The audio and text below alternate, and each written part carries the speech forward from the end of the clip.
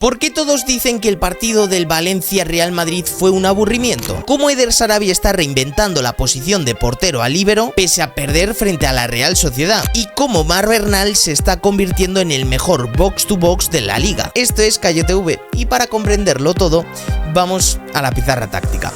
Vamos allá. Bien familia, el primer partido que vamos a analizar fue la Real Sociedad frente al Elche, sobre todo porque el Elche utilizó mucho la salida de balón con su portero. Y esto tuvo dos consecuencias, una muy mala y la otra muy buena. Y aquí se abre el debate de si el Elche debería seguir jugando a lo mismo.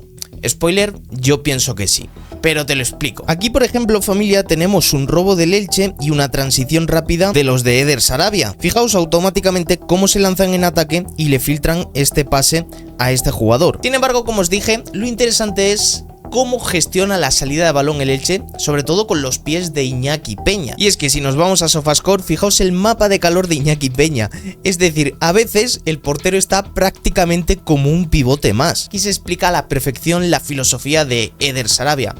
Pero claro, correr estos riesgos, que el portero esté tan adelantado, pues te puede a veces salir mal. Esto fue lo que pasó frente a la Real Sociedad. Fijaos lo que está ocurriendo aquí. Los dos jugadores de la Real Sociedad están presionando a los dos centrales y por tanto para tener superioridad numérica recurren a Iñaki Peña. Sin embargo, si seguimos la jugada, fijaos lo que va a ocurrir a continuación. La pelota la tiene Iñaki Peña, una jugada muy habitual en el Elche, que de hecho luego veremos cómo utilizan estos pases en largo para romper las líneas de presión de la Real Sociedad. Sin embargo, lo interesante viene ahora. El Elche quiere construir desde abajo y a continuación va a pasar lo siguiente, es decir, lo que va a pasar es que este jugador, fijaos cómo realiza un pase impreciso y Oyarzábal en este caso le arrebata el balón. Aquí finalmente Iñaki Peña queda completamente expuesto y segundo gol de la Real Sociedad. Estos son los riesgos que corres cuando quieres que el portero también sea el jugador de campo, el líbero moderno. Sin embargo, pese a esta mala decisión de los jugadores del Elche, fijaos lo que ocurrió a continuación, es decir, fijaos que se produce la misma jugada en el minuto 41, ambos centrales están emparejados con los dos delanteros. Por supuesto que la Real Sociedad iba a defender en un 4-4-2, los dos pivotes y los dos jugadores de banda, y más atrás la línea defensiva que no se ve. Sin embargo, fijaos cómo el portero realiza la superioridad numérica. Lo más interesante del Elche es justamente estos pases en largo que va a realizar el bueno de Iñaki Peña. Fijaos cómo espera a que uno de los delanteros salga y en este momento sí que es cierto que podía pasársela a este central y con ello romper esta primera línea, pero podía ser arriesgado y solo habían pasado 3 o 4 minutos del segundo gol. Es por ello que decide jugar en largo y fijaos cómo es muy importante estas segundas jugadas y así vino el primer gol del Elche. Por eso decía que jugar de forma tan arriesgada te puede dar cosas muy malas, como el segundo gol de la Real Sociedad, o te puede dar cosas muy buenas. Pero ahora nos tenemos que ir al partido entre el Atlético de Madrid y el Real Betis, ya que el Atlético de Madrid venía de meter una auténtica goleada por 5-0 al Betis en Copa del Rey. Sin embargo, en la Liga se los llevaron los andaluces. Lo primero que os quiero enseñar, familia, es la presión alta que estaba realizando, sobre todo en la primera parte, los jugadores del Atlético de Madrid. En esta imagen se puede ver a la perfección. Fijaos como cada jugador del Betis está emparejado con cada jugador del Madrid. Y además es muy interesante la carrera que hace el bueno de Julián Álvarez para orientar la presión. Es decir, está obligando al portero a que juegue hacia este costado. Fijaos a continuación lo que hace. Es decir, inicia la carrera desde atrás para que no pueda retroceder con este central y al portero no le quede más remedio que girar el juego hacia la derecha. A continuación, fijaos lo que se produce. La línea defensiva del Atlético de Madrid prácticamente en el centro del campo. Los centrocampistas, por supuesto, emparejados. Y como veis, el Betis no tiene ninguna salida desde atrás, para que luego digan que el Atlético de Madrid es solamente un equipo defensivo. A veces hace falta ponerse el partido y verlo. Pero lo más interesante y el arma más poderosa que tiene el Atlético de Madrid son estos centros laterales. Tanto Marcos Llorente como Giuliano Simeone realizaron mucho daño, sobre todo por este sector derecho. Pero antes de hablar de la banda derecha del Atlético de Madrid, tenemos que presenciar el golazo de Antony. Es una auténtica obra maestra. Lo primero que tenemos que saber, familia, es que el Atlético de Madrid, cuando no tiene el balón, automáticamente a esta línea de 4 se le suma el bueno de Giuliano Simeone, que fijaos cómo venía ya por aquí. Es decir, lo que quiere formar el Atlético de Madrid es una línea de 5. Fijaos que si seguimos la jugada, Giuliano Simeone ya se establece como carrilero derecho, Marcos Llorente como lateral cerradito o tercer central, y así el Atlético de Madrid puede defender mejor en esta anchura. Sin embargo, el talento de Antony hizo el resto, y aquí sí que no vale ningún sistema. Fijaos qué auténtico golazo, aunque muchos dicen que Oblak pudo hacer algo más. Sinceramente, familia, yo creo que fue un auténtico golazo de Antony. Fijaos dónde la pone en la portería. De hecho, si nos vamos a la aplicación de FUTMOB, podemos ver la probabilidad del disparo. Antes de chutar, este disparo tenía una probabilidad de 0,02. Cuando Antony disparó y fue a puerta, tenía una probabilidad de 0,04. Esto nos indica que esos disparos desde ese ángulo y a esa distancia son muy raros de que se conviertan en gol.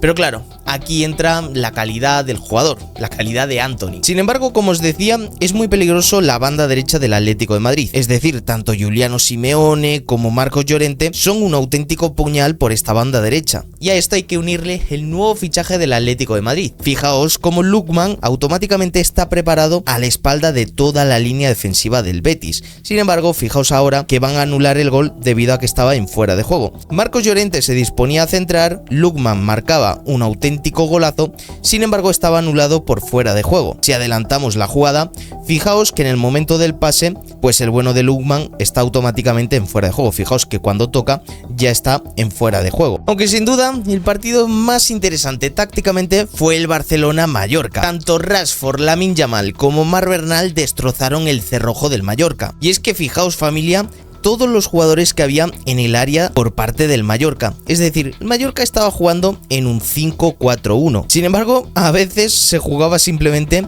en un 10-0. Es muy interesante ver sobre todo cómo Rashford probaba suerte desde fuera, ya que es una de las pocas vías para derribar los bloques bajos. Es decir, fijaos todo el poco espacio que había entre líneas. Filtrar un pase en estas zonas era básicamente un sinónimo de pérdida. Por tanto, la gran pregunta es ¿qué ocurre si se prueba desde la frontal? Eso mismo hizo Rashford, y es que avasalló al Mallorca. Fijaos todos los disparos del Barcelona en el partido, sobre todo en este sector izquierdo, el sector de Marcus Rashford, y es que el MVP se lo llevó Lamine Yamal. Yo se lo hubiera dado a Rashford, fue el que abrió la grieta en ese 5-4-1. Si vamos directamente al detalle, en FUTMOB podemos ver todo el mapa de tiros del bueno de Rashford. Muchos fueron bloqueados, terminaron dentro del área, y de hecho así vino el primer gol, el de Lewandowski. Pero vino gracias a que Rashford no paraba de probar suerte desde la frontal. Fijaos cómo se produjo la misma jugada. Rashford la tiene en la frontal, va a probar a disparar. Sin embargo, aquí la detiene el defensor del Mallorca, queda para Lewandowski y fijaos que marcaba el primer gol. Y es que al final, ante los bloques bajos, tienes solamente una vía: probar desde la frontal, porque parece que en el fútbol se ha perdido eso de chutar desde la zona 14, la zona más importante en un campo de fútbol. Y es muy importante probar desde la frontal, ya que es cierto que se te puede ir desviado, pero ¿qué ocurre si queda aquí entre medias si un jugador tuyo recoge el rechace? O también, ¿qué ocurre si metes un auténtico golazo? Como por ejemplo le pasó a Lamine Yamal, que parece ser que le dio envidia de Rashford y dijo, pues yo también voy a probar suerte desde la frontal.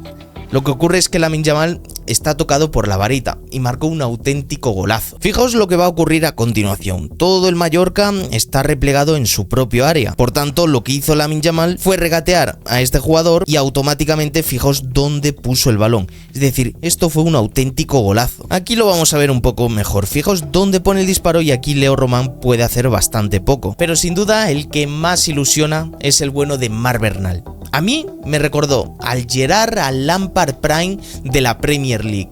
Es un box to box clarísimo. Fijaos, tras una salida muy limpia del Barcelona desde su propio campo, finalmente a Marc Bernal le quedaba el campo de cara. Un mediocentro clásico hubiera pensado, bueno, quizás se la doy en la banda izquierda o se la doy simplemente a un delantero. Sin embargo, fijaos Marc Bernal lo que hizo. Aparte de la carrera, que yo creo que es lo más importante, el recorte este es de auténtico genio. Si retrocedemos, fijaos automáticamente este recorte que está haciendo aquí el bueno de Marc Bernal, que deja sentado al defensor del Mallorca para luego poner el 3-0 en el marcador. Aquí se puede ver la carrera a la perfección. El Barcelona había conseguido sacar mediante Jules Koundé el balón. Fijaos dónde está Marc Bernal, prácticamente está en el medio campo y va a recorrer 40 metros a toda velocidad. Fijaos en la secuencia, es un box to box de la Premier League clarísimo, y a continuación marca un auténtico golazo. Pero ahora nos tenemos que ir al Valencia-Real Madrid. Mucha gente está diciendo que fue un partido aburrido, pero ¿por qué apenas hubo fútbol? Vamos a verlo. En el Valencia-Real Madrid vimos otro cerrojo por parte del Valencia, otro 5-4-1. La gran pregunta es, ¿el Madrid pudo derribar este muro? No a nivel táctico, aunque sí con individualidades. Te lo explico. Por un lado, es muy importante esta secuencia, es decir, Carreras y Jiménez eran los laterales profundos y cuando Carreras ganaba altura por la banda izquierda, Camavinga le hacía la cobertura. Muchos dicen que el Real Madrid estaba jugando en rombo, pero lo cierto es que estaba jugando en línea, es decir, Valverde como interior derecho, Camavinga interior izquierdo, Tchouaméni como ese pivote más posicional y Arda Güler con mayor libertad. Sí que es cierto que era el que estaba más próximo a los delanteros, a Gonzalo y a Kylian Mbappé. Sin embargo, poner un 4-4-2 en rombo o un 4-4-2 en línea de nada sirve si los automatismos no están.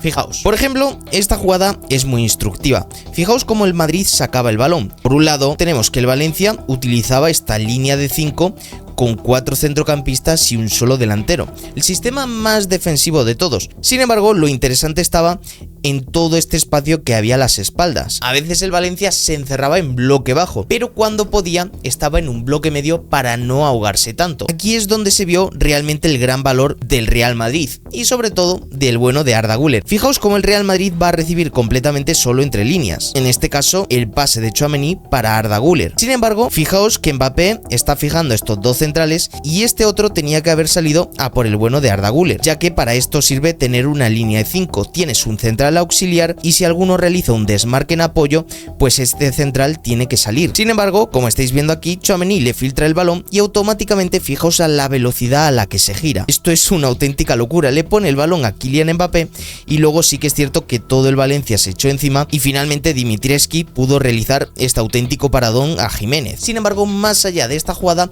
no vimos mayores combinaciones en el Real Madrid.